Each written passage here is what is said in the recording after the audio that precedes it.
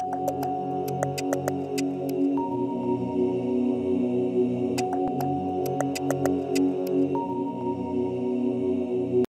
I'm Jim Lienhoop, and I'm the mayor of Columbus. I've got a book here today to read for you guys because this is a favorite book in our family. When my kids were little, we read this. I wanted them to learn how to read and the importance of reading. You know, as a mayor, you've got all kinds of rules that we need to follow, and it's very important for us to communicate with others. And a lot of times we write what we want people to understand, and so it's important for them to be able to read it. So it's good to learn, you know, and that's part of what we try to do here. So this book is called Smokey. When my son was little, he referred to it as Mokey. It wasn't Smokey, it was Mokey. And you'll see on the front page here, we've got an old style steam engine, locomotive engine, and it's in a pond, which they're not supposed to be in a pond. And so that's part of the story as to how does he get there. So we'll just go ahead and get this started. Old Smokey for many years had worked hard, switching the freight cars around in the yard. He wheezed and he huffed and he puffed and he chugged, no matter how tired he pulled and he tugged. Backward and forward, forward and back, and all of the time on the very same track, lining up freight cars for day after day so the big diesel engines could pull them away. When he'd switched the last car and his work was all through, with no place to go and with nothing to do, he would sit on the loneliest part of the track, blowing smoke rings like daydreams from out of his stack.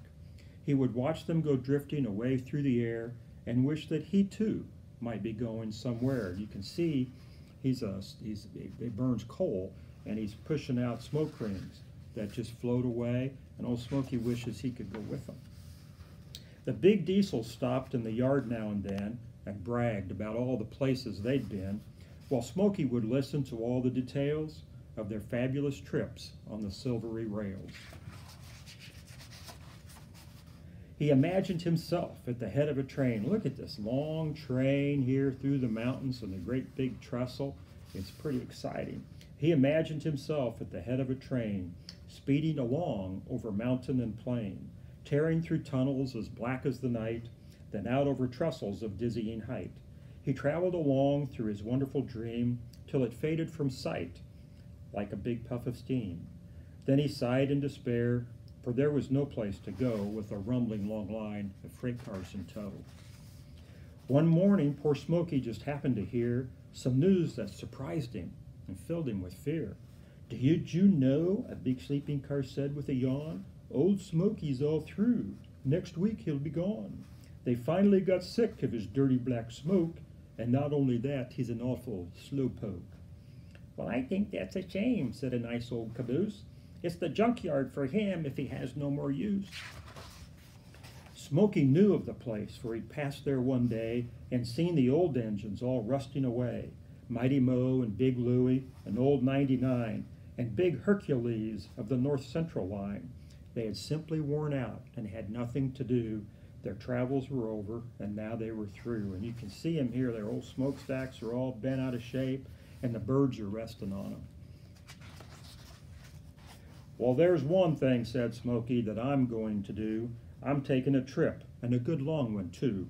And so he crept behind boxcars along a side track until he sneaked up by the train watchman's shack. You can see the train guy sitting here.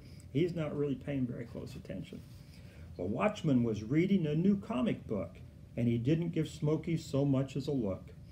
Smokey huffed and he puffed and went steaming by on out of the freight yard as easy as pie.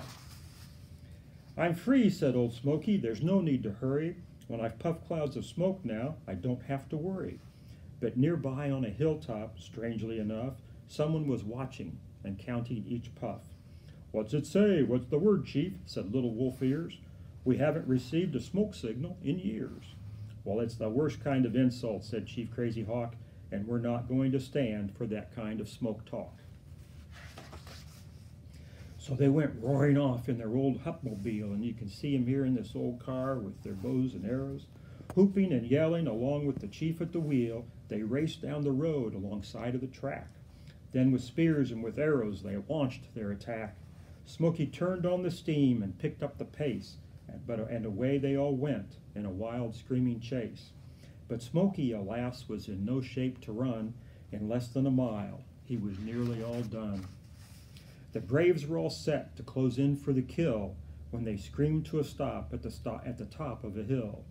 For a wagon was there with a big load of hay, and Smokey went puffing on safely away. And you can see the smoke puffs here coming out from Smokey's smokestack, but he's getting away.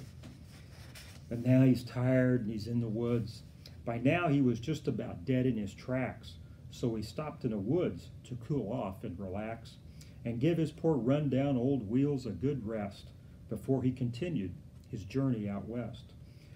Soon after sundown he heard an owl hoot, or could it perhaps be a train whistle toot? Then through the woods shot a long flash of light. A fast freight came roaring down out of the night. Smokey took off just as fast as he could, racing at top speed away through the wood. He wasn't so worried about his own neck. He was much more afraid that he'd cause a train wreck. So he jumped off the track. Look at him, see him jumping down there off the side of this hill? So he jumped off the track and plunged over a bank, with a bumpity, clunkety, clinkety, clank, wheels over cab with a crunch and a crash, then finally a great big kerploppity splash.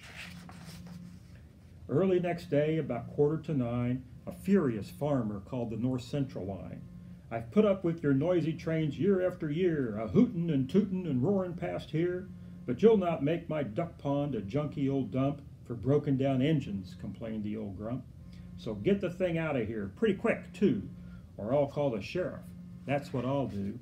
And you can see now Smokey's down here in the duck pond, looking up at the cow and the horse. So the North Central line sent a big railroad crane and hauled out the muddy and soggy old train, and then came a diesel to push Smokey back, and they left him to sit at the end of the track. So now he's back in the train yard, and he's pretty sad. For now he was done for, no doubt about that. His smokestack was crushed like a battered old hat. It was so out of shape that he couldn't blow rings, but strangely enough he could blow other things, big figure 8s and 6s and 2s, capital letters and big curlicues. And you can see out of his little crumpled up smokestack here, all kinds of different shapes are coming out. His letters, which just about filled the whole sky, were seen by a teacher, Miss Adelaide Fry. She was on her way back from a summer vacation and had just left her train at the North Central station. Amazing, she cried. Why, that's really stupendous. It's super colossal and also tremendous. That little old engine's the best I've seen yet for teaching my pupils the whole alphabet. So she went to the school board, and soon they agreed that Miss Fry's new idea was a good one indeed, and the railroad, it turned out, was happy to settle for what the old engine was worth in scrap metal. At the school, they put Smokey outside in the yard where the children got busy and worked extra hard. They scraped off the rust, pounded out every dent, except for his smokestack. For that they left bent. They painted him up to look better than new, bright red and deep yellow and robin's egg blue. And you can see the kids here painting old Smokey's engine, and the teacher's handing them the paint. I think they're having a good time, almost as much paint on them as there is on the engine. Smokey learned all the letters, and not only that, he spelled simple words such as mother and cat. Oh, he sometimes forgot to cross all of his T's, and a few of his letters got lost in the breeze. But the children are learning much faster and better as they watch with delight every big Smokey letter. They come to the school bright and early each day, and then when classes are over, they all want to stay. This new teaching system the children love so is called choo-choo training. Now, wouldn't you know? And so that's the story of Smokey and how he went from, trying to work a little hard in the train and in the rail yard to ending up in a duck pond, and now he helps kids learn their alphabets at school. I hope you enjoyed the book. Thank you.